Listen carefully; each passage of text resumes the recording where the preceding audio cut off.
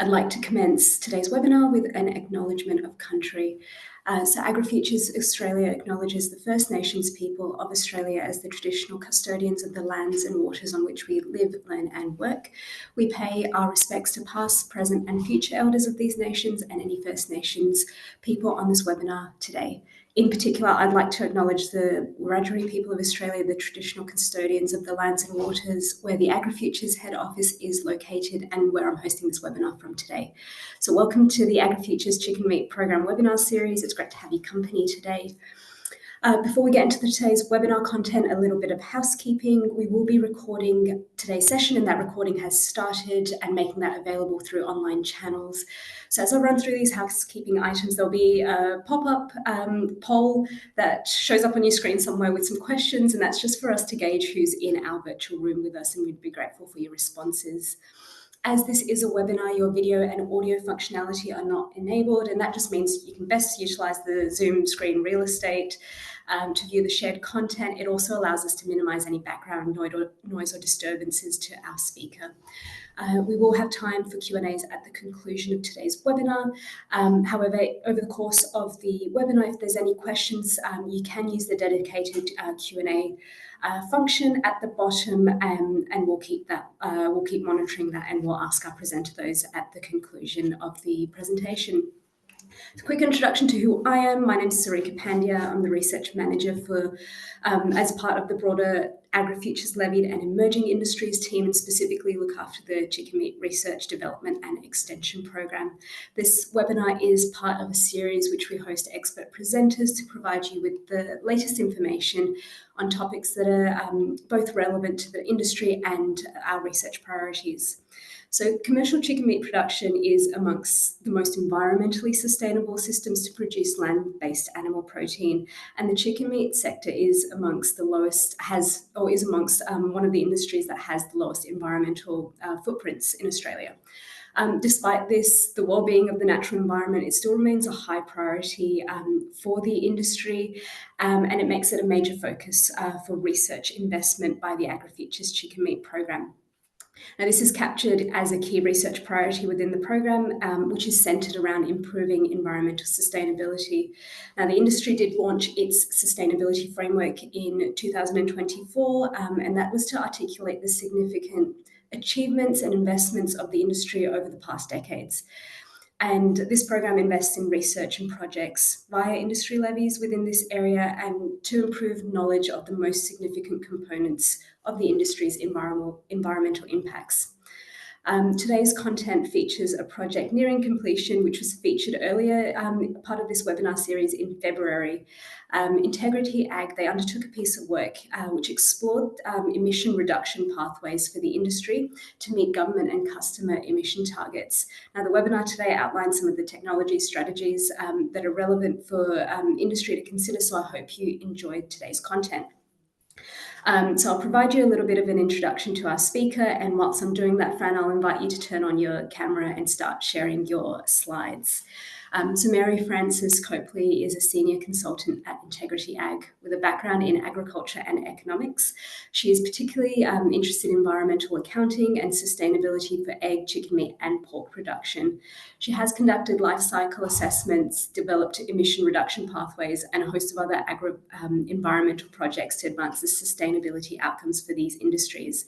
So during this webinar, we'll hear from Fran about the project titled Techno-economic Emission Reduction Pathways for the Australian Chicken Meat Industry. Thank you, and with that, I'll hand over to you, Fran. Thanks, Sarika, and I'll just finish sharing my screen here. So yeah, I'd like to just start by acknowledging everyone on the call today. Thanks very much for your attendance, and also acknowledge AgriFutures Chicken Meat Program for their funding and support in this project, and also crucially our project steering committee, who were composed of representatives from vertically integrated processing companies and major grower networks, and they were crucial in helping, I guess, co-design a lot of these pathways and verify assumptions and costs and adoption rates with what industry is experiencing and how they view the current environment. So in terms of background, Sarika's already very clearly articulated, as I'm sure many of you are aware, that commercial chicken meat production is a very low environmental impact system in terms of where we see the environmental impacts arising on a product basis, 79%. So effectively, you can say the majority of impacts on a carbon footprint basis are attributable to upstream feed production, including land use and direct land use change emissions. And that's fundamentally, losses in soil carbon in the upstream feed grain sector. 10% of emissions arise from grower operations, so that includes manure-related emissions, 8% from meat processing, and about 4% from breeding and hatchery processes. So in terms of the background to this process, we know, as I'm sure you'd be aware, that the federal government has emission reduction targets for the economy. There was a 43% national emission reduction target from 2005 to 2030. We now have an updated target, net zero emissions by 2050. And across the different sector of the economy, investors in finance and indeed the major processing companies are increasingly being subject to regulation. We've had NGERs around for a fair while. What's coming through at the moment is mandatory climate-related financial disclosures. And then when we turn to our customers, many of them have set Scope 3 supply chain emission reduction targets. And really the key driver there is the Science Based Targets Initiative, which is a voluntary commitment. So then it turns to primary production and how do we as industry maintain sustainable and profitable businesses in the face of this. So just a bit of a recap or a refresher or a brief intro for those who maybe don't spend most of their time in this greenhouse gas emission space. We define emissions using the terms applied in the Greenhouse Gas Protocol. So Scope 1 emissions are from sources that are owned and controlled by the industry. And the way to think about these is that they include emissions associated with manure, so in your sheds, on the ranges, any fuel and gas use, and wastewater treatment at processing. Scope 2 are emissions from the generation of purchased electricity consumed by the industry. And Scope 3 emissions are a consequence or they arise because of the industry or attributable to the industry, but they occur from sources outside of your control or operation. So typically when we talk about Scope 3 for chicken meat production, we're referring to upstream usually, so the production of feed commodities and any emissions associated with the extraction and production of purchased inputs. And then when we talk about downstream Scope 3, we're typically referring to emissions arising from, the retailer's operations, consumer meat preparation and consumption in the home and disposal of the product. So I'll just take a moment to talk about SBTi flag targets. So what SBTi is it's a voluntary commitment, and flag refers to forest, land and agriculture. And basically SBTi set separate targets for flag, so value chain related emissions, as distinct from, just corporate business, traditional, bricks and mortar operations in an office. And so the Australian retailers, or the big three, have certainly all committed to these. So they are signatories, and fundamentally it requires them to reduce their Scope 3 flag, so agricultural goods, food commodity emissions, by a certain degree from a base year. There is also a no deforestation commitment that is part of SBTi, which, as I'm sure many of the industry are aware, is quickly coming through the supply chain. So our project objectives with that in mind were to map and compare pathways that align with both these government and customer expectations and conduct an assessment of what the cost would be on both an absolute basis and also what it is on a product basis.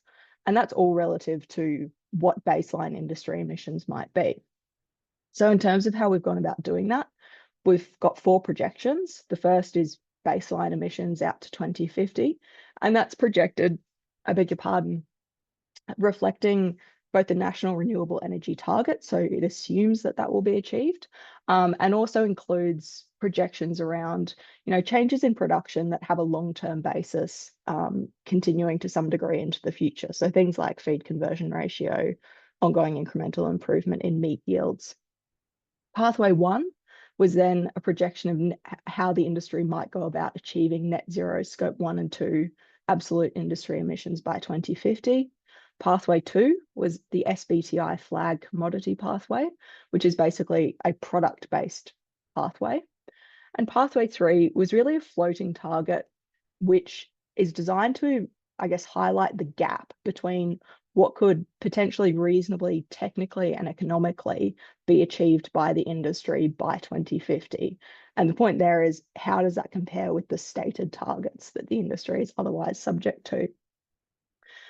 So just a disclaimer up front, as I've sort of flagged, these are all projections and they inherently rely on a large number of core assumptions that include things about costs, adoption rates, technology availability, policy drivers, and those policies being achieved, and motivation within both the industry but across the economy to actually go about achieving these things.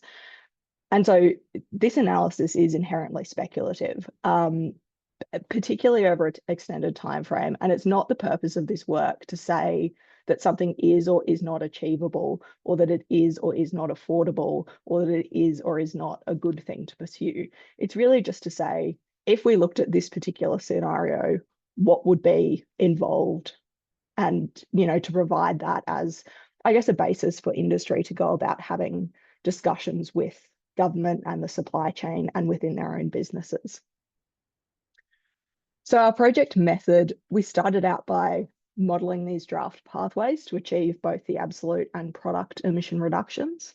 We then conducted the first stage economic assessment, so developing up the marginal abatement costs and marginal abatement cost curves for the options that, we pre-screened and were deemed technically viable. We then presented these pathways and assumptions to the steering committee for review.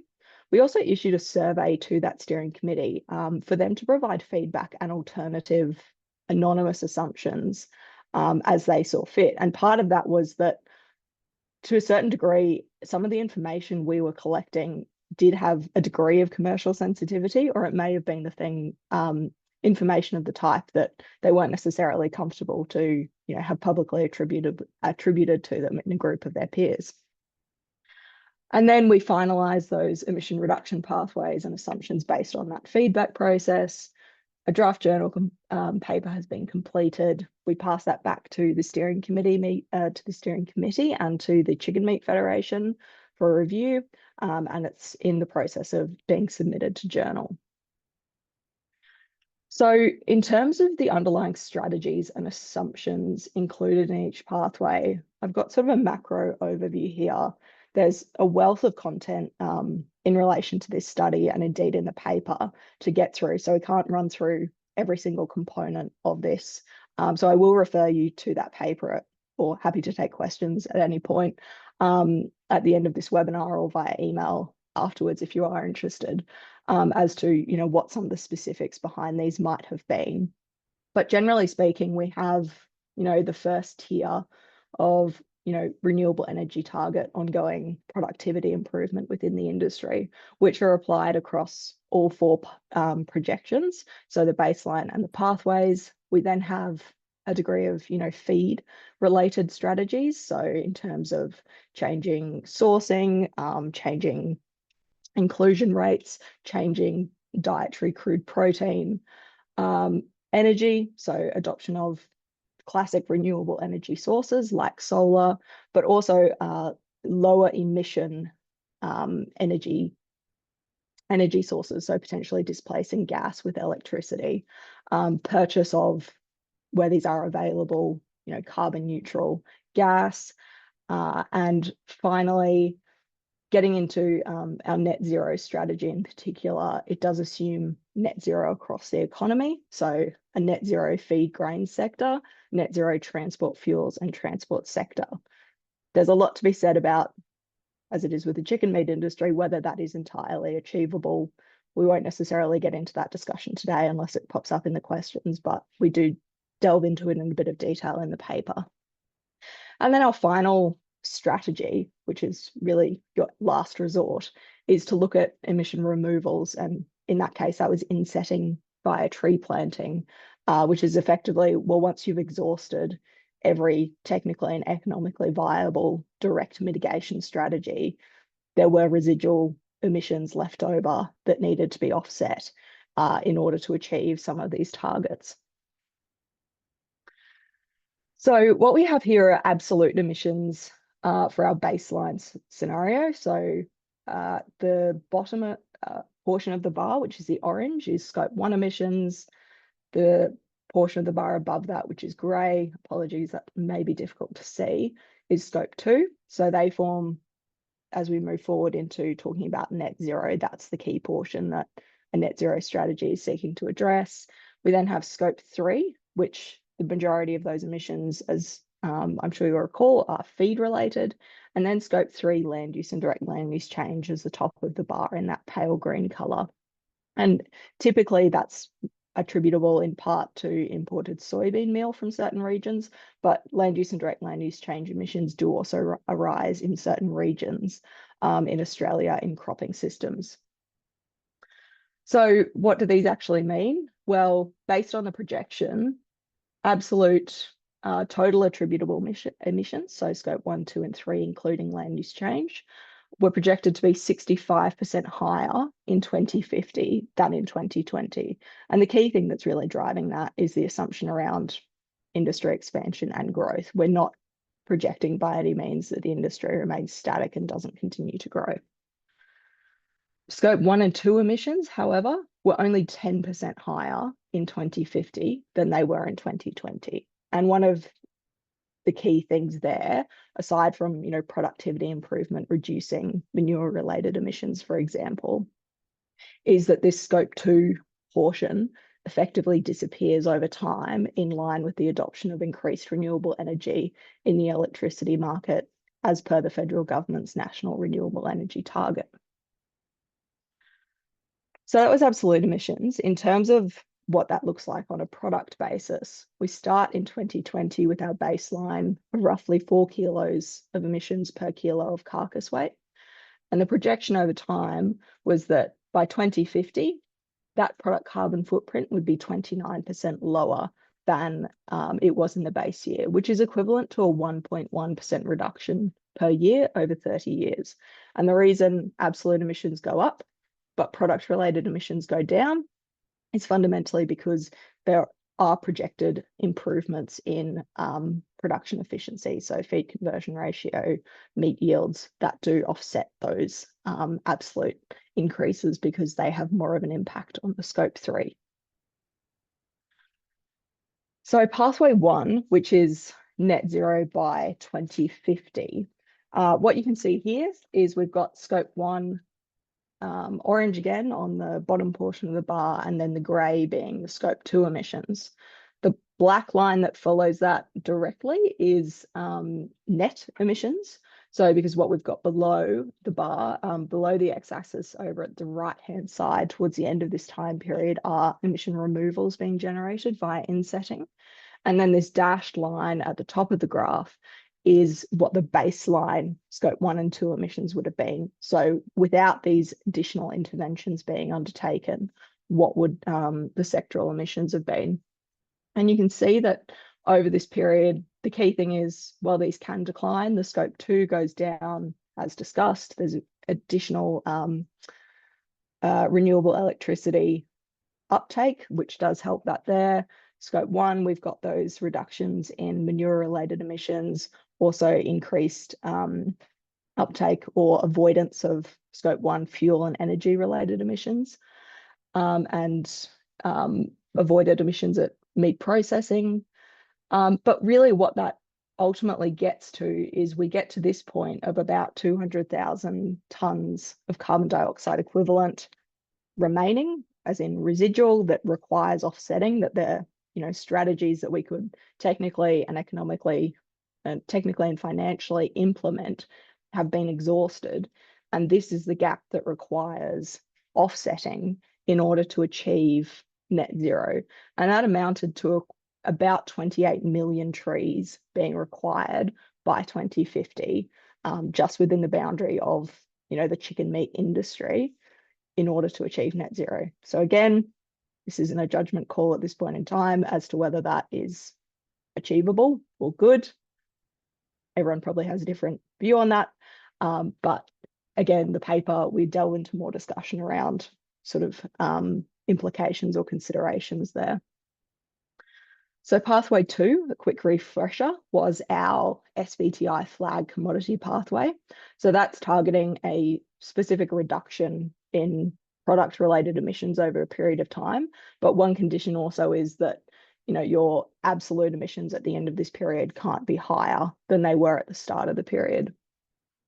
So doing that, we do get kind of a nice looking, as it were, reduction in the product carbon footprint. Part of what's driving that is that, particularly in this one, this particular pathway, feed features back into it in terms of the target. So there are strategies, whether that's, displacement of high impact soybean meal, optimal sourcing of Australian feed grains and the like, that allow us to, as you can see, reduce a lot of these feed related emissions right down. So, scope 3 land use and direct land use change is one factor there. The zero deforestation commitments coming through the supply chain via SBTI basically require that problematic soy in that space is removed from the supply chain, and hence we do see a reduction there, but also optimal sourcing in the Australian grain sector. So achieving this, however, we did still reach a point where we had residual emissions that were required to be offset, and that would require the planting or the equivalent of about 3.4 million trees.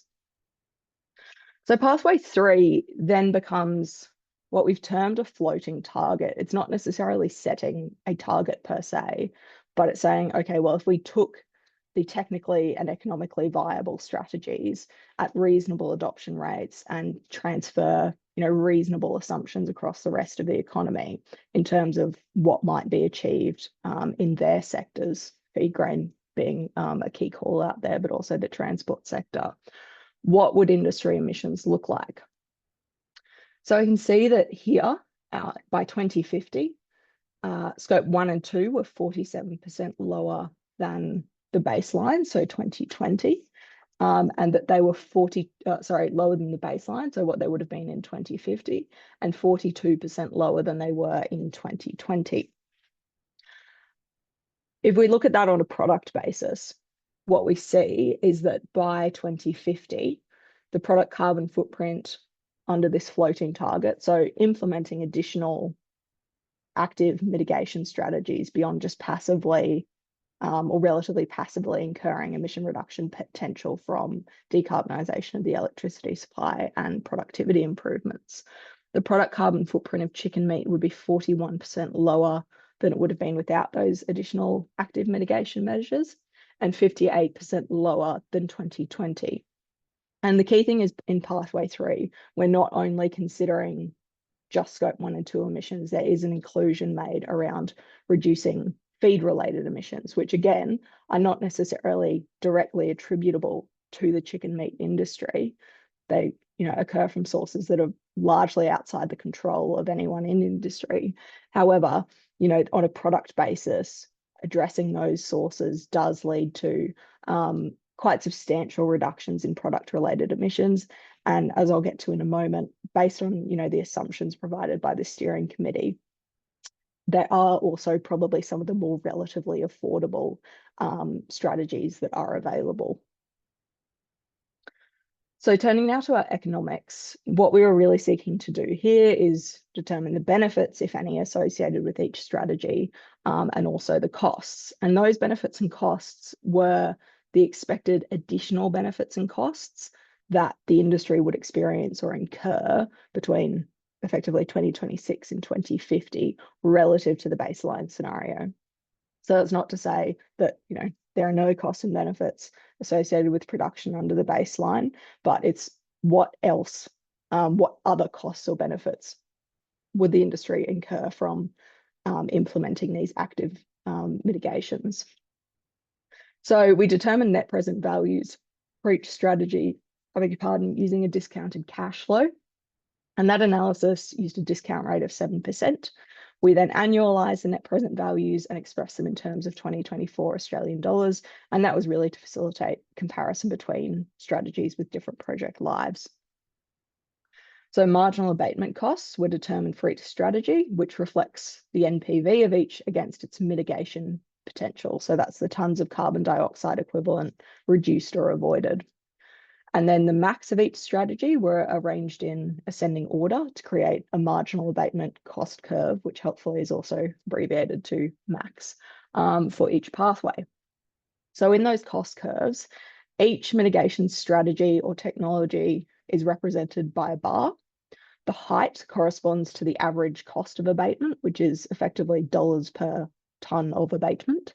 And the width is the total abatement achieved. So the total emissions under that strategy avoided or reduced. Strategies that would incur a cost on industry appear above the x-axis, whereas strategies that would increase profitability, but probably the way you put that is might generate a return, appear below the x-axis. So here we have our marginal abatement cost curve for pathway 1. The cumulative total cost, which can't be seen in this graph, was 2.8 billion. The cumulative total benefits were 1.1 billion, and that left us with a net present value for the industry of net zero by 2050 of $1.7 billion in costs. And that's equivalent to an average cost of about $30 per tonne of carcass weight per year over 2025 to 2050. That also corresponded to a weighted average marginal abatement cost of $99 per tonne of carbon dioxide equivalent. For context, the current Australian Carbon Credit Unit price, or ACCU, is about $35–40 per tonne. So what we can see here is that our MAC is slightly skewed by this adoption of solar, which was projected to generate a return. So that appears below the x-axis. Similarly, electric heaters that grow out appear below the x-axis, indicating that as an average, there may be a financial benefit from adopting those particular technologies. We then move into this suite of strategies which generate a cost. Starting out at the lower level, we sort of go into these energy related ones, moving into some more around adoption of or the assumption that certain sectors achieve net zero. So one in here is the feed grain sector, but then this largest component over at the right hand side is an assumption around a net zero transport sector and what the costs would have to be in order for that sector to still exist, but also have to be passed on through the economy and eventually to the chicken meat industry. Perhaps indeed, obviously, again, to the customer and the consumer. But for these purposes, this is what it would look like for the chicken meat industry. Removals, which was those tree plantings, you can see is this purple component just to its left. So quite a high marginal abatement cost. But the reduction achieved is actually not that great in terms of some of these other mitigations, particularly the feed grain sector, which is this green portion right in the middle, and the blue obviously being the transport sector. So the marginal abatement cost curve for pathway 2 looks significantly different. For one, we've removed those assumptions around net zero being achieved in those upstream sectors. So we don't have, that huge portion of blue portion of the graph attributable to net zero in the transport sector. We do still have, positive returns potentially on the in the energy space from that adoption of renewable energy. But we also do start to see this brown portion of the curve right in the middle, which is certified soybean meal. So the purchase of soybean meal, which doesn't have those land use and direct land use change emissions attributed to it. And fundamentally that achieves a large degree of mitigation at a relatively low cost. Hence why, it covers, in terms of, if you recall, the x-axis is the tons of abatement. That strategy achieves the largest degree of abatement of any assessed here. We do still have, this purple component over at the right-hand side in terms of removals, which was the highest cost, highest marginal abatement cost strategy. I will just flag that although it looks greater than it did on the marginal abatement cost curve for pathway 1, that's just because our scale has changed because we've removed that net zero transport cost. But what we see here is, this pathway SBTI aligned, we had a cumulative total cost of 1.8 billion, cumulative total benefits of around 990 million, so an NPV in the negatives of about pushing for $1 billion. This was equivalent to an average cost of $16.4 per tonne of carcass weight and a weighted average marginal abatement cost of $12.2 per tonne of carbon dioxide equivalent, significantly lower, obviously, than under the net zero pathway. And as mentioned, that's really driven by the inclusion of these feed-related strategies, which achieve a high degree of abatement at relatively low cost based on the assumptions used here. So marginal abatement cost curve for pathway 3. Again, I will just flag the scale. This isn't saying that, these solar strategies are all of a sudden returning a much greater return. It's effectively the same under all. We're just zoomed in. We do still see, the largest degree of abatement coming from certified soybean meal and avoiding those land use and direct land use change emissions. And then we do also have a degree of decarbonisation in the grain sector. So that was effectively taking some of the statements they've put out around, well, what might be achievable in terms of a reduction if net zero seems a bit rose-tinted glasses, carrying that through, and then also, ongoing adoption of alternative energy sources and, generation within the industry itself. So the cumulative total cost here was 1.3 billion, with cumulative total benefits of around 850 million, yielding an NPV still at a total cost of around $500 million. That was equivalent to an average cost of $8 per tonne of carcass weight per year over that time period, and a weighted average marginal abatement cost of just under $9 per tonne of carbon dioxide equivalent, again driven by these feed-related strategies. So in terms of the implications here, the study and the analysis demonstrate that industry is very well placed to achieve a degree of product-based emission reduction. There's also scope to achieve some level of absolute emission reduction. However, there are major limitations and uncertainties that exist with respect to emission reduction targets and costs within that. So first is the realisation of the national renewable energy target. That's effectively fundamental to industry getting towards net zero and achieving some of that baseline reduction in emissions. And there's all sorts of uncertainties around that. A, can it be achieved? B, can it be achieved in the timeframe specified? And C, what is the cost of achieving that? There are various reports and projections put out by both government and independent agencies, and there is, as I'm sure you've sort of seen in the media and the commentary, there is a disparity between those as to the, I guess, how an independent expert might look at that and see it playing out reasonably. We also have the feasibility of achieving net zero, both in the feed grain sector, but also in the transport sector. And, it's one of the challenges here is that, those sectors haven't released their pathways to net zero. Again, there is that question of, can they actually achieve it themselves? But also then, even if they can achieve it, what are the costs passed on to the industries downstream of them, being chicken meat in this case?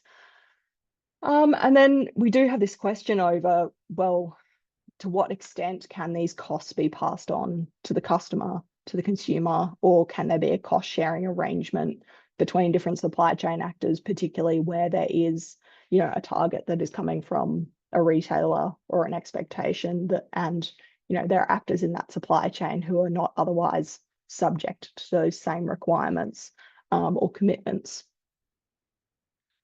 And then we do come to the fact that, well, there are other strategies or technologies that theoretically exist, but they're not currently affordable or accessible at an industry or general scale. So one example there is the fact that we don't really yet have a cost-effective technique to verify and measure small amounts of carbon in soil and vegetation. So that might be your carbon on range areas, carbon sequestered in your buffer zones and the like, which, on a farm, if we just looked at a particular grow out farm, that would potentially be significant. So what this really means is that whilst, there is a high degree of motivation within the industry, and, Sarif has already referred to the various sort of initiatives and programs that the industry is pushing forward with to reduce emissions further over time, this really demonstrates that there is a considerable gap. We'll leave it up to others to estimate what that is in terms of what is affordable, what is achievable. This is one take on that, based on assumptions verified or, developed in consultation with certain industry stakeholders. So there is a gap between what's required to achieve established targets and what is maybe technically and economically achievable in the current environment. So the way to consider that is to put pathways 1 and 2 on one side and pathway 3 on the other side, and compare what's required, what the costs are, what the benefits are. So takeaways, this is the only comprehensive published, or will be when it is published, analysis to date of emission reduction potential for the chicken meat industry as a whole. It is a first cast. There is more work to do. There are major uncertainties which, we just can't overcome or necessarily do a better job of at this point in time, in the absence of, studies from particular industries or a consensus view around the cost of decarbonisation of the electricity supply, for example.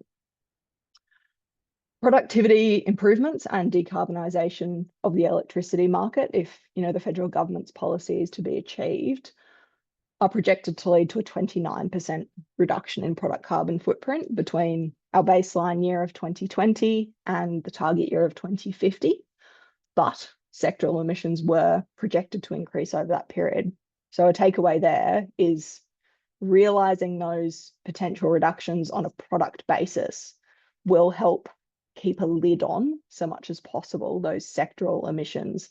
However, if it isn't possible to achieve those product-based, almost business as usual improvements, those sectoral emissions will most likely increase at a rate beyond that projected here. So the findings confirm that achieving established targets such as net zero will be a formidable challenge. We need substantial investment and research to identify new strategies, but also to reduce the costs and barriers to implementation of existing strategies. And fundamentally, it, raises very important policy implications, not only for the chicken meat industry, but across the ag sector more broadly, including the need for ongoing discussions with stakeholders, be they customers or government, around what's achievable in the current environment, whilst, these sectors continue to provide food for Australia, and, are motivated to investigate and invest in ongoing environmental improvement to a degree that allows us, as we mentioned at the start, to maintain profitable and sustainable businesses. So that's all I've got for the presentation. And I guess I'll hand back to the team to facilitate the Q&A session. Thank you very much, Fran. You might say that's all you've got. I've got a couple of questions for you, because there's been a few that have come through the Q&A and the webinar chat. So what I might do is I'll just I'll run through them sort of as they've been sent through. Starting with the first, I think this was posted up around the time when you were looking at the product baseline scenario. And the question is, did you consider manure production emissions and alternatives such as composting? And I imagine that's in relation to that first scenario. Yep. Yeah, great question.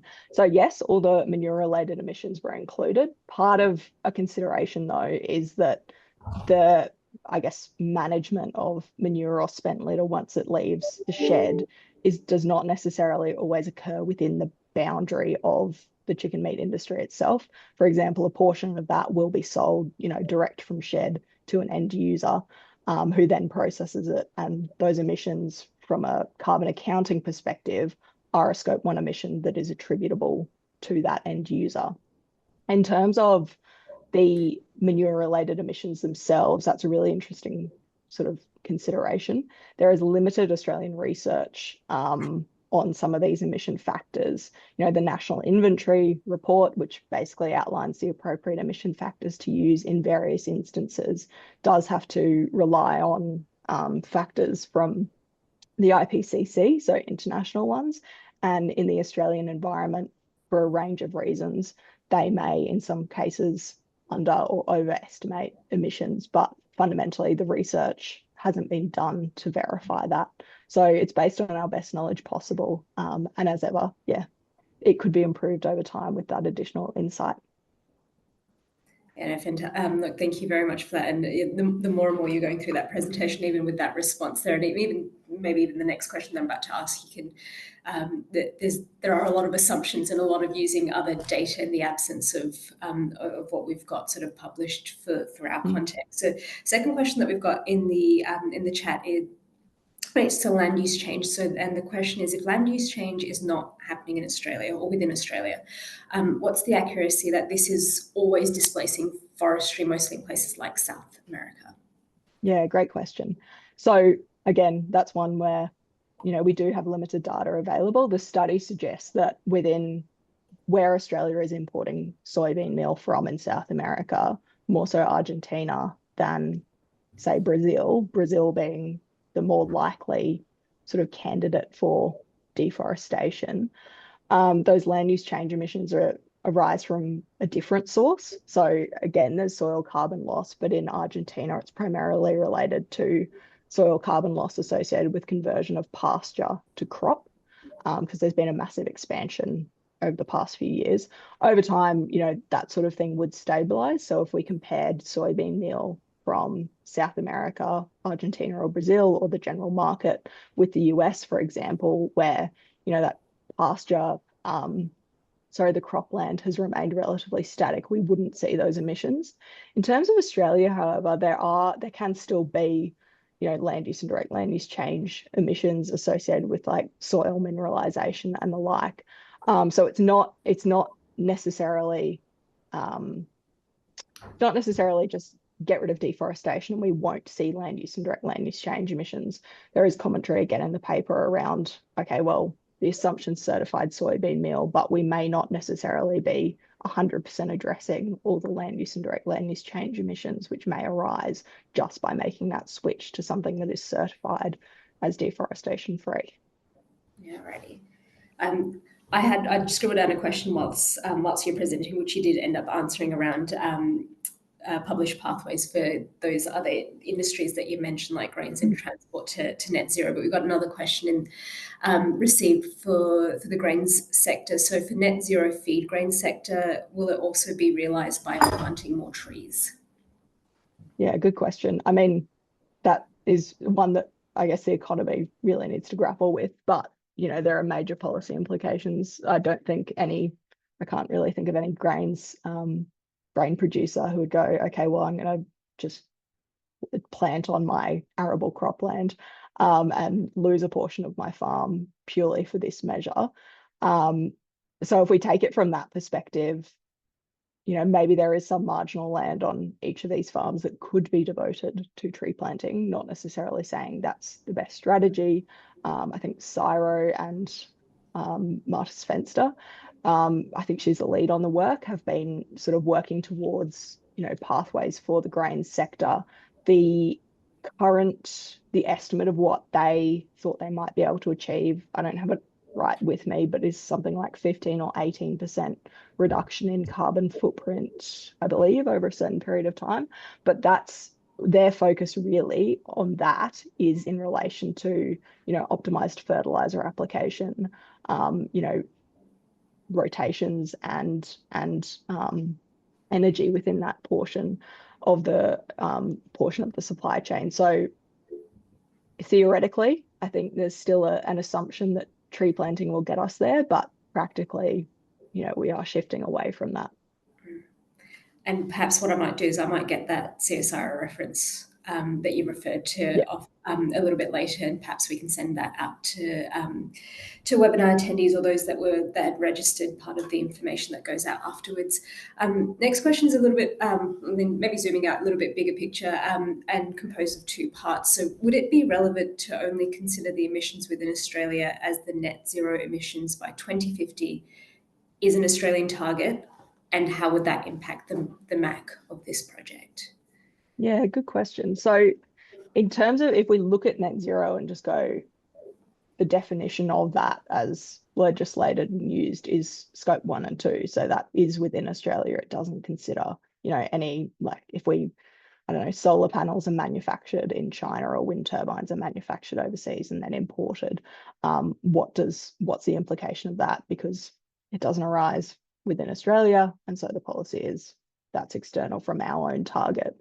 It is, the prisoner's dilemma that's kind of been going on at the moment in a lot of this space, that does Australia's achievement of a net zero target actually yield much of a global benefit if, the major emitters aren't committed to that. In terms of what the effect would be on the marginal abatement cost curve, I guess when we look at, some of those overseas emissions within, soybean meal, for example, that's imported, we are including, the scope 1, 2, and 3 in those particular MACs. But if we were looking at anything to do with, the scope 3 emissions associated with the production of certain inputs, be those, panels or turbines or the like, I don't necessarily have the data to, say what it would be. It would influence it if you're, accounting for a higher proportion of, a higher degree of emissions, but what the magnitude of that is quantitatively, I can't say, I'm sorry.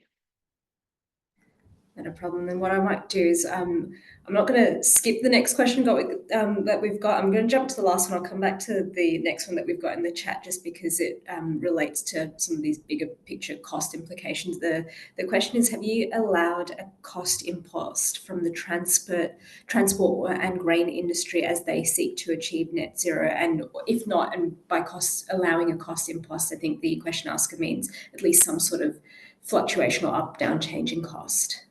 Yeah, great question. So yes, absolutely. And like particularly in the transport sector, that was part of the reason that marginal abatement cost for that particular strategy fell, above the x-axis, and same for the grain sector. It is, a best, to a certain degree, a best guess based on first principles. What that is exactly, we've definitely outlined in the paper. Apologies, I just don't have the numbers available for instant recall. But yeah, that is, a major unknown, and particularly the transport sector. I think, grain has kind of gone, well, we have achieved, if you look at, their yields and the change to, minimum or zero till over the past 40 years, there has been an achievement of, on a product basis, reduction in absolute emissions. We haven't necessarily seen a huge expansion in, or really any expansion in the area of Australia that's devoted to cropping, which means, yeah, probably by and large, it's, we're not likely to see an increase in emissions there. But again, I probably sound like a broken record. It is that we just don't fundamentally know what the costs are, and those industries don't necessarily know what the costs are. So it's a bit of an evolving space and probably an iterative process here in terms of what these costs are. And I'll move over to I'm going to move over to our last question, but just for our audience that's with us today, final opportunity or call out for any questions to come through the chat whilst Fran's answering this last one. This query relates to grid electricity, and it's if grid electricity is expected to go green, how does or solar help or contribute? Yeah, great question. And that is one that, when you look at an individual, I guess, emission reduction strategy for an enterprise, it is a consideration. Adopting solar now in certain states would achieve an emission reduction benefit now that you will achieve in the future anyway, even without, the adoption of that solar. So it's an active mitigation now for a benefit you would still receive passively. So obviously you're incurring the cost sooner. There may be, an energy security benefit if, batteries and the like are affordable, and can be, integrated into a particular business. But it is very much one of those things that the short-term benefit is, likely the greater component there. Thank you very much. And it sounds like it's certainly an incredible piece of work, considering all the assumptions and unknowns that you're working with.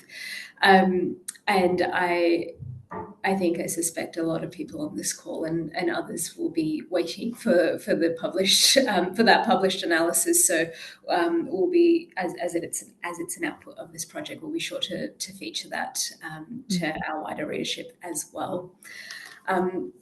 So what I'll do, I'll start to bring this webinar to a close, just to let everybody know, look, if you do have any other questions or thoughts that pop up afterwards, in the chat, there's a program email, or there's an email for the chicken meat program there. I suspect some of you might have mine or Fran's email, so feel free to reach out with any queries that you might have post-webinar. So in closing, I would like to bring your attention to a post-webinar survey, which again will pop up somewhere here on the screen. And as always, we really do appreciate your time in providing feedback so that we can either make improvements for upcoming webinars part of the series, or consider suggested topics to feature part of the series as well.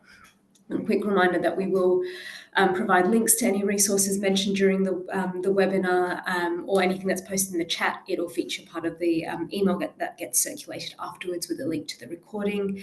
And as always, look, please remember to report anything unusual or concerns about potential EADs or emergency animal diseases to the EAD hotline. I'd like to extend a really big thank you to Fran. We appreciate your time to share the findings from the research that you've completed, and of course would like to extend that thank you to members of industry and the steering committee that you'd acknowledged at the start of your call for their contributions. I'd also like to thank those who've registered and joined, and those who might watch this recording later for your support of the program webinar series, as well as your active participation, particularly in this webinar with all the different questions that came through. So with that, I'd like to wish you all a fantastic rest of your Wednesday, and we shall see you next time. Bye for now.